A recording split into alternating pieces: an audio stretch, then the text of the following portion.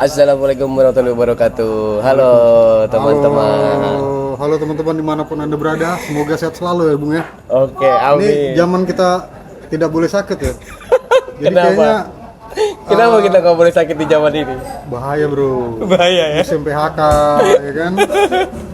Ini ekonomi gonjang-ganjing karena siapapun bisa kena PHK. Selamat datang di apa? Channel kita ya. Apa Di namanya? channel Bung? kita, Duduk Perkara. Duduk perkara. Duduk-duduk bikin perkara. Duduk cari perkara. Boleh bikin, boleh cari ya. Oke, boleh bikin, boleh cari. Ya, tapi lebih bagus cari aja. Cari aja, oke. Kalau bikin Duduk-duduk seolah-olah kita yang bikin perkara nanti, ya kan? Kita video pertama kita ini perkara apa yang mau kita bahas? tema kemerdekaan gitu. Ibarat nasi lagi masih pulen-pulennya nih ya. Nah permasalahannya kan kita selalu merdeka, lomba-lomba gitu kan. Lomba. Harusnya dengan kemerdekaan itu kita bisa dapat sesuatu dong, Cip. Iya, harus ya. Dan sesuatu itu hanya mungkin kita dapatkan kalau kita punya satu pikiran, kemauan untuk memaknai lagi apa sebetulnya arti kemerdekaan itu sendiri. Nah betul, jadi intinya ya bahasa sederhananya itu kemerdekaan itu buat apa gitu. Kira-kira kalau merdeka, Cip, rakyat dapat apa, Cip?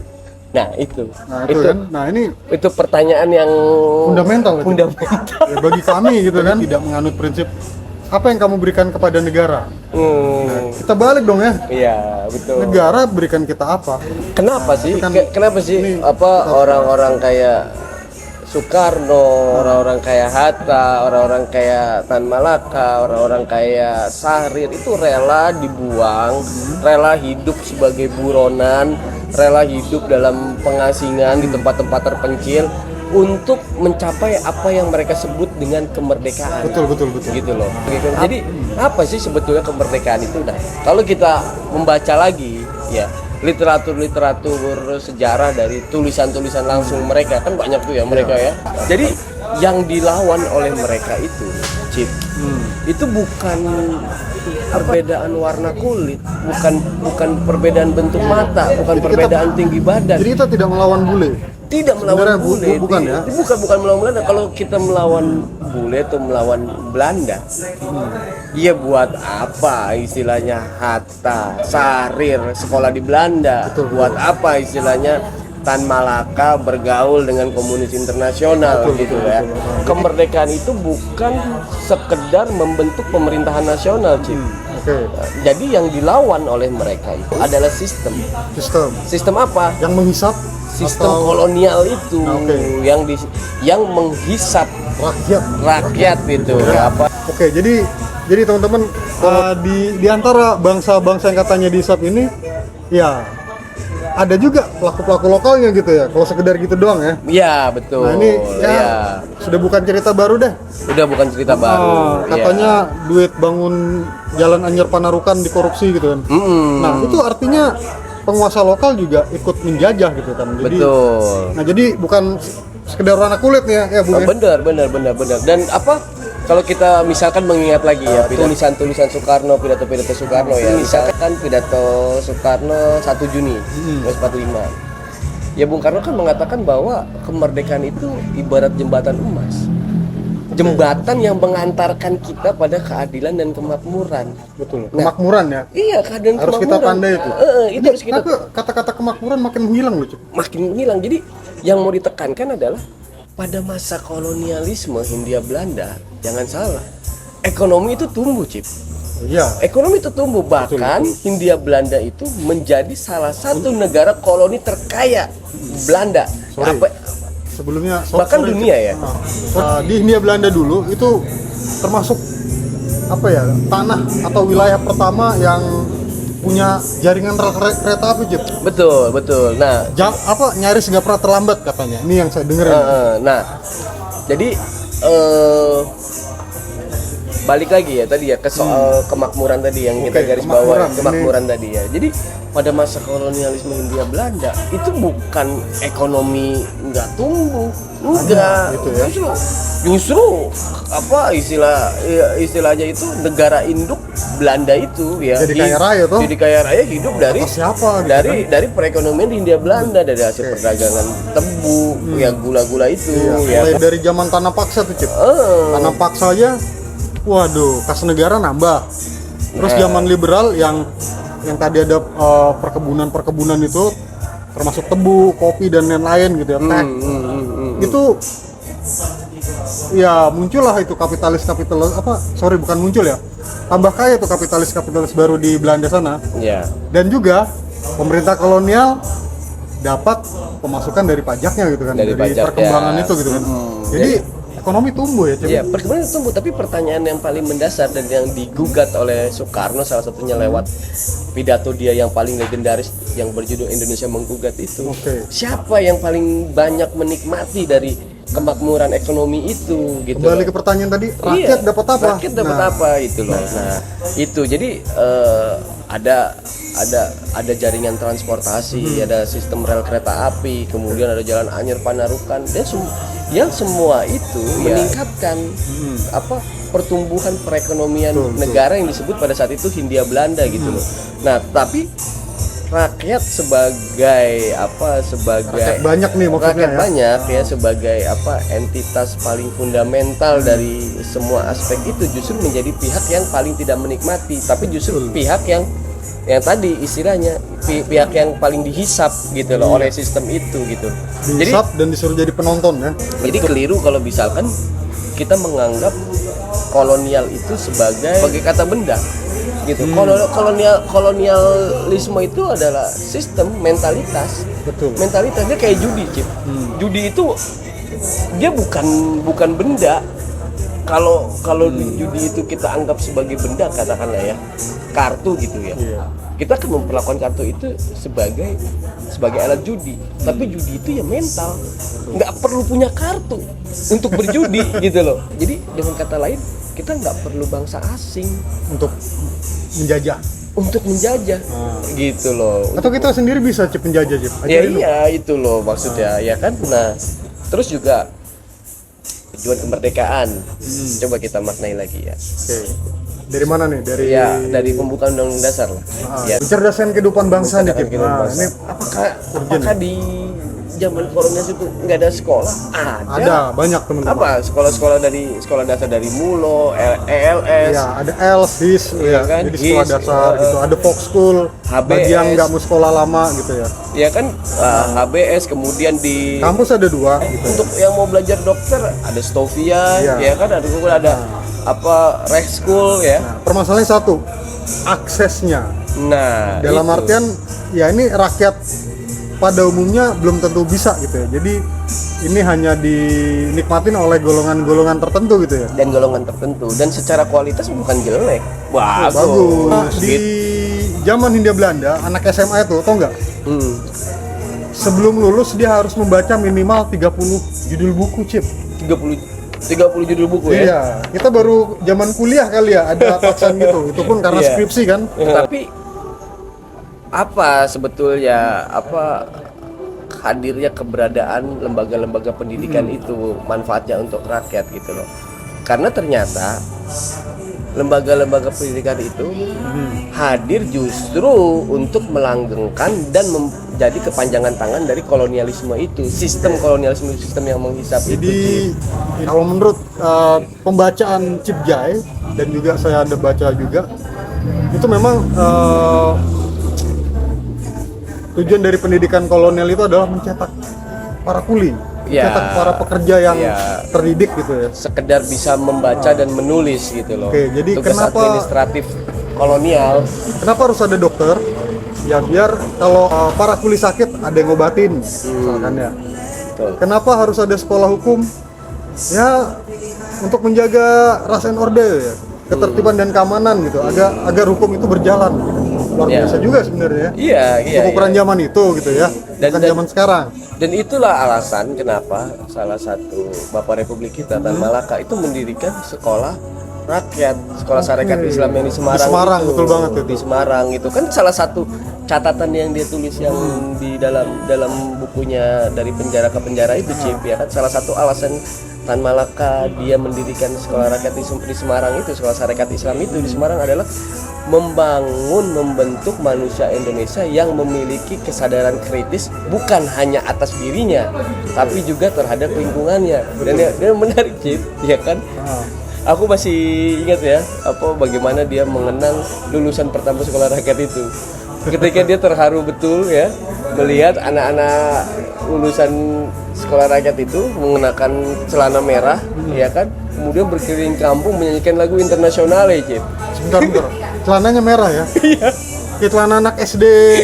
Oh, jangan-jangan celana SD kita dulu terpengaruh Tan Malaka ya? Iya, gitu. Waduh, luar biasa. Jangan-jangan ya?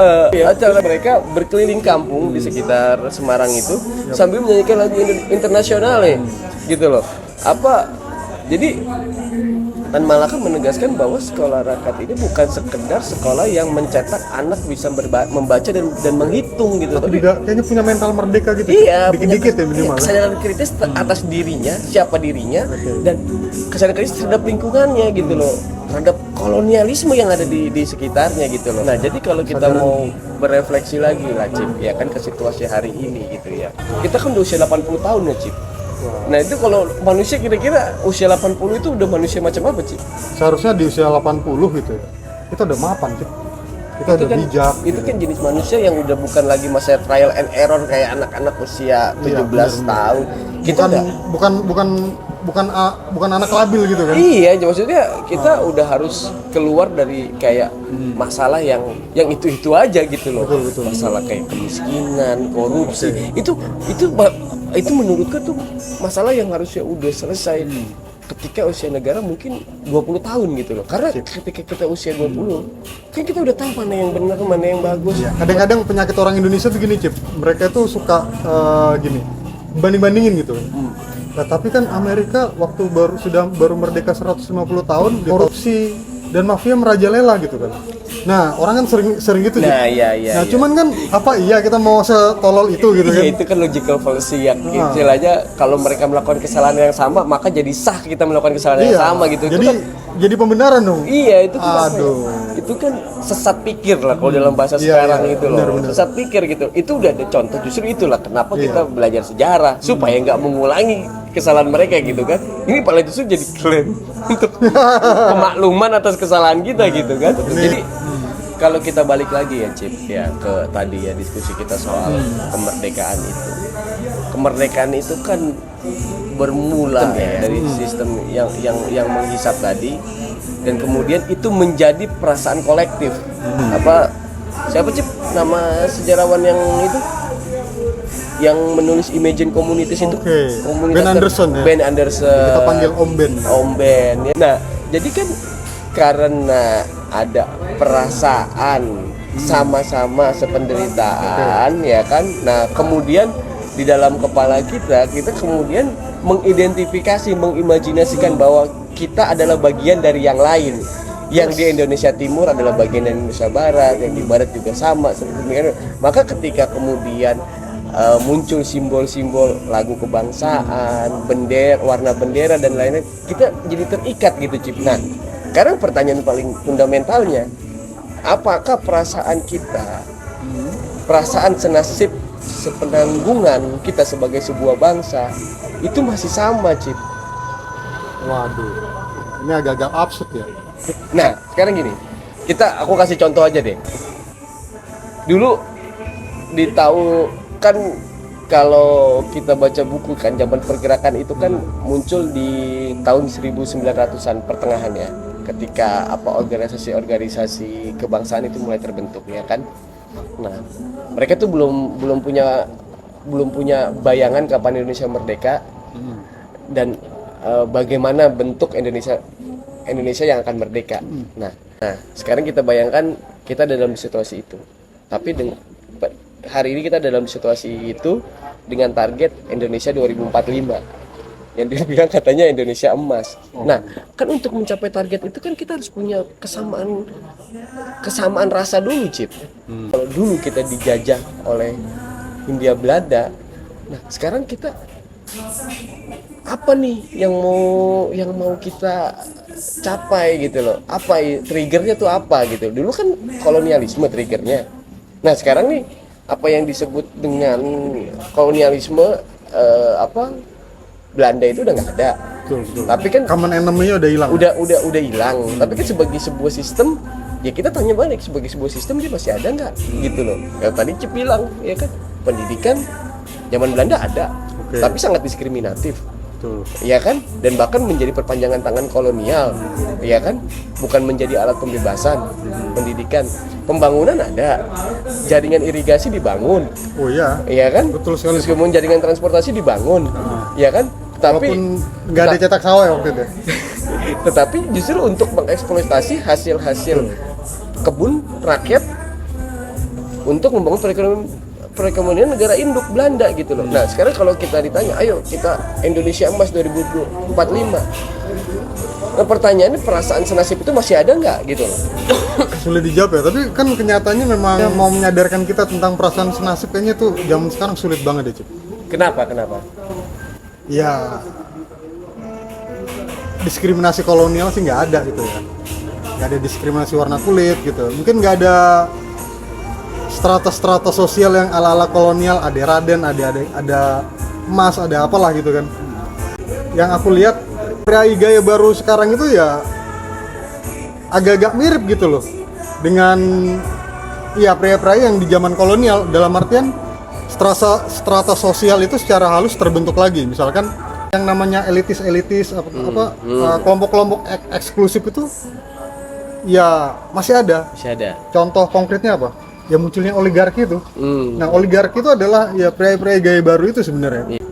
Ya menurut saya mereka ini yang bikin kita kesulitan nih, Cip, kayaknya. Iya. Bikin kita kesulitan untuk merasa gitu. Kita ini senasib gitu kan. Sebagai sebuah bangsa ya. Iya. Untuk mencapai goal yang sama 2045 itu ya. Apalagi kalau kita lihat, Cip ya, ini yang mengerikan juga ya, Cip ya. Kalau kita lihat ya beberapa kasus ya, Cip ya. Kemarin sempat ramai misalnya di Pati. Iya kan? Revolusi dari Pati. Dipicu oleh apa? Satu kebijakan yang sangat eksploitatif gitu loh. Naikin pajak 250% gitu loh. Di daerah lain ada yang 500%, 1000% gitu loh. Tanpa istilahnya, tanpa ada sosialisasi, tanpa ada reasoning, tanpa ada alasan yang jelas. Rakyat seolah-olah harus menerima begitu. Apa bedanya kita sama kolonialisme Hindia Belanda? Kalau kayak begitu, ya kan? Itu yang dilakukan awal abad 20 dulu ya. Iya. Sampai ada yang namanya perang Kamang gitu, yang Datuk Maringgi pahlawan sih sebenarnya. Nah, ini gitu loh. Jangan-jangan kolonialisme hanya berbentuk wajah, hanya berubah wajah gitu loh.